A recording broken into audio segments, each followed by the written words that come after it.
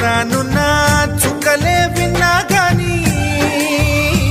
కదిలించలేదా కాస్త కూడా నీ మనసుని పరదాలు దాటి ఒక్కసారి పలకరించవేమి అందరినీ ఇలా వెంటపడి అడగాల సరదాగా నువ్వే ఎదురైతే సరిపోదా నిద్రపోతున్న రాత్రి నడిగా గుటికి చేరిన గువ్వల నడిగా